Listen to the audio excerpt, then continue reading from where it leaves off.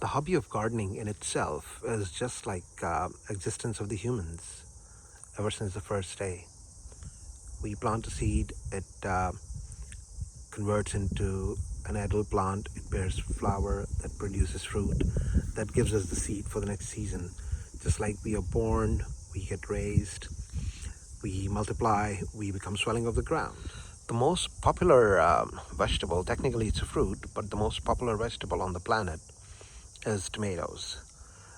From what I know, there are almost 10,000 known varieties of tomatoes. Normally we do grow tomatoes. We like the sight of hanging fruit. It comes in numerous colors. But I've noticed recently that not a lot of videos have been done about the plants, their trunks, their leaf patterns. So today we'll try and cover the leaves and the foliage, and what variety holds what kind of leaves and what do they signify. We have quite a few varieties this year in the garden, and some of them have got wispy leaves, some have got regular leaves, some have got stripy, wrinkly. So we'll try and cover as much as we can in this installment of Project Food Garden. So the first variety that we'll show you is Russian black rim. Please remember that the coloration of the leaves also depends on the placement of the plant, where you're placing it in the garden. If it's in a shady spot or sunny spot, also it can variate as per the weather and the temperatures. So this one has got, the Russian black rim has got regular leaf type. Take a look. Sometimes it does get dark green, and if the weather is cooler, um, the tips at the bottom, they do get a purplish shade as well. The density is quite decent. I would call it moderate density of the foliage, and it does require good pruning. But look at the leaf pattern. It has got decent long leaves with good coverage for the fruit. So this second variety that we're showing you is Neil's American Beauty.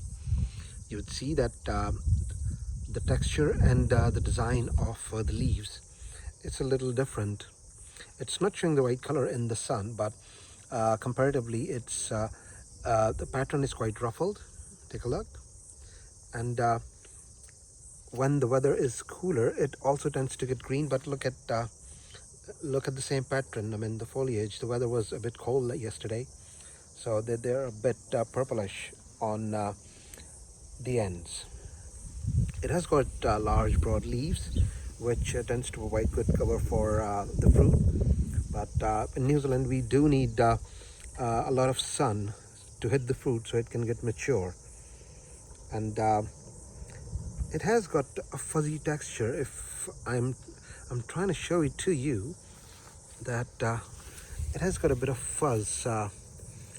I'm not sure if it's visible on the camera, but it has got good broad leaf. So the third variety that we're showing you is Scoresby Dwarf. It has got a wrinkled leaf type. You can see the wrinkles on there. The color is it's decent. It's some places it's dark green, and yeah, it is kind of dark green. If I look at it at the camera, I was trying to have a look at the plant, but if I'm looking it through the camera, it forms a really nice canopy. If you see, there's fruit in the bottom, and the purpose of this canopy is to save the fruit from the sun. Good dense coverage, and there we go. That's Scoresby Dwarf. This is interesting. Look at that. This is Enterprise Dwarf.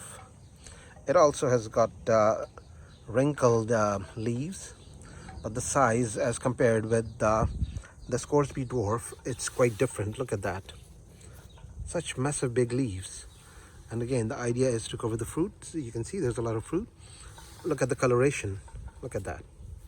It's very wrinkly, it's very dense, and they don't have any fuzz on them, but it has rather got a waxy texture. If the camera can show it, I'm going to try and move it so you can see. Yep, there you go. It has got a little bit of waxy texture. So the next one that we're going to show you is a large plum.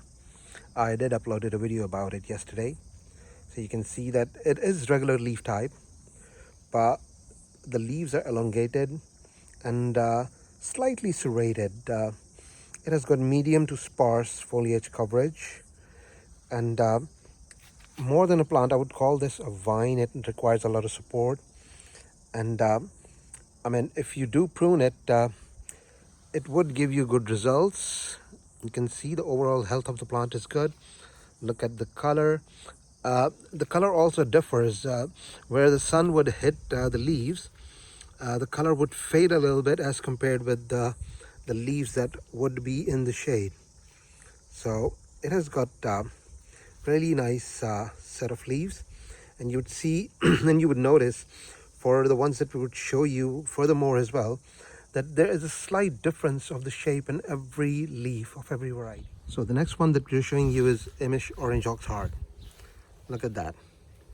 It has got heart-shaped leaves. They are a little bit waxy as well, if you can see, and it has got moderate foliage coverage on the fruit. This plant suffered a lot of wind damage, but it has bounced back a great deal. Look at the fruit, and as you can see, look at the way that the leaves are curling down. So I can say that the color is deep green, but it has got a droopy set of leaves all together. If you look at this one as well, it's going downward, so it's kind of a droopy leaf set that this plant has. So the next variety that we're showing you is Lava Flow. Look at the leaf pattern. It's also regular leaf, moderate foliage density, and the color is quite I mean, I would not say dark green, but it is dark green.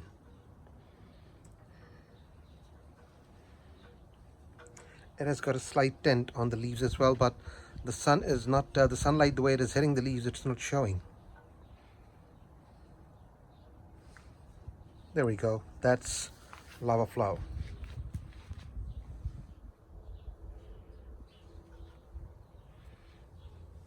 So the next one that we're trying to show you is for Ozark Pink VF. Look at that.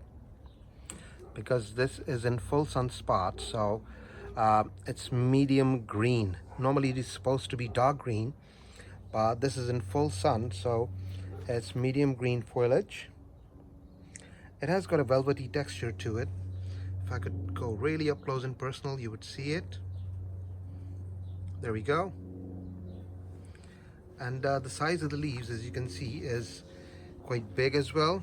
Not as compared with the dwarf tomatoes, but that is for the protection from the sun. Look at that. So that is Ozark Pink. So the next one that we're showing you is the Black Ox Heart that we're growing for the first time. Look, it has got a tint towards the end or at the tips. If I could show you closely, let me try and focus. There we go. And you would see the tint here as well. There we go. So it's like a purple tint it has at the end, and it is also like slightly droopy kind of leaves that they're coming down. See, look at that. So that's also in full sun. So the design of this is also unique. So the Black Beauty plant was transplanted quite late, but you can see the foliage is really dark green. It has got really thick leaves. Look at that. Look at that. So if the temperature is cold, you would see a tint at the tips, but the weather has turned really cooler here in the Christchurch for the last 2 days. So, but you can see that the foliage of this, look at the leaves, they're not drooping, they're like quite upright. Look at that, quite upright. Look at that. So that's Black Beauty for you. So the next plant that we're showing you is Artisan Blush, and because it's a small sized tomato, so you'd see that the leaves are also, as compared with the Neil American Beauty, the leaves are not that big. Look at that. And let me try and get a better angle, so you would see that The leaves are not dark green for this. The plant has suffered a little bit of wind damage, but you can notice even now, this is in full sun, and it's not dark green, it's kind of a light green color that we have here. So the reason that I've taken a lot of leaves off was due to the wind damage, and I didn't realize that it would help the plant in better aeration. So now, because the weather is really opened up, this is doing good as well. So this foliage is like medium to small. Now if I compare this with the sunrise bumblebee, you would see that the foliage for sunrise bumblebee is also smaller, but it's a little more towards dark green shade. Look at that, even in the sun. Normally it's supposed to resonate the same foliage as artisan blush because they're part of the same family. The foliage is comparatively smaller, but it's more greener than artisan blush. So there we go, that's sunrise. So the next one that we're going to show you is, you would see the first thing that it's really dark and it's really wrinkly. This is dwarf shadow boxing. The plant is not going to grow too tall. It would formulate canopy, like see, this is forming a canopy in the bottom. I've taken the bottom off for good aeration, but look at that. It's dark green. The leaves are quite thick as compared with other varieties, and they are like traditional dwarf convention that I see in the foliage of this plant. And look at the size of the leaves. They're again there to protect the fruit from the sun. So that's dwarf shadow boxing. Look at the fruit. It's so beautiful. Look at that. So as I was talking about the dissimilarities amongst the foliage, look at that. Check this out. Look at the coloration. I don't need to tell you what coloration is that. That's really matte finished dark green. It's really heavily foliaged. You can see that there's a lot of leaves. Even after pruning, it keeps growing, it keeps formulating the canopy. It is, by the way, creating blossom. Look at that. And even it's covering the blossom as well. Let me try and get another angle. There we go. So that's Beauty King. It is also one of the dwarf family varieties, I think, because the plant doesn't grow too tall, not more than 4 foot. But look at that beautiful plant to grow in your garden. All the blossom that is formulating, look at that, how the leaves are trying to protect even the blossom. So next one is German red strawberry, and this is a regular leaf type because the plant was transplanted quite late, so you can see that the plant is still in developing stage. But if you look at the foliage, it's regular leaf, but because of the fact that it's in direct sun, so there is a slight curling on, see, there's a slight curling on the lateral branches. Normally it is supposed to be dark green, but because it's in direct sun, it still is a decent green that we can see. Let me try and get another angle. There we go. It is developing fruit as well. See, there's blossom, and there you can see fruit as well, and the foliage is trying to cover the fruit. You can see there's a bit of wind damage as well, but overall the foliage looks really healthy, and it has got a different pattern, and the leaves can be quite wispy as well. So the next variety that we're showing you is Omega Black Cherry. Look how far apart the leaves are. It's a very open kind of a plant. If you look at it, such a disciplined way the nature sets itself up. See, there's the first hold on, there's the first fruit cluster. It's done. Second one is in developing stages. Third cluster is there, and it's creating really good clusters. And then you can see the way nature has developed it, and the way the growing pattern of the plant is going. The foliage is really good. It has got matte finished, and because of the cooler weather, it is also getting a tint. There you go. is also getting a purple tint. But overall, really good foliage and really good nice pattern of the leaves. And you might be noticing how unique and different every plant is in its construct. So the next one that we are showing you is Golden Bell. Doing this variety for the first time. Look at that. Really nice regular leaf type. And because of the fact that the fruit is not very large, let me show you a bit of fruit. The foliage is, and the leaf pattern is, it's medium to dark green, and it creates a beautiful canopy for its fruit as well. Let me show you. There we go. That's a better angle. There we go. Look at that. And it has got a bit of matte finish, and it has got a bit of wrinkles as well. There we go. Look at the coloration. Quite different from what I showed you for the Beauty Queen. That is extremely deep green. This one is kind of medium green. So that's Golden Bell. So this is Sun Gold, which is a very famous and popular cherry tomato variety. And its foliage is kind of a matte finished, really dark green. And look at the size of the leaves.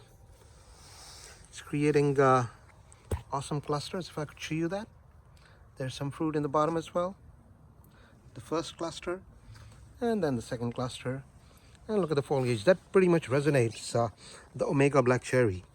Only the color and the density is different.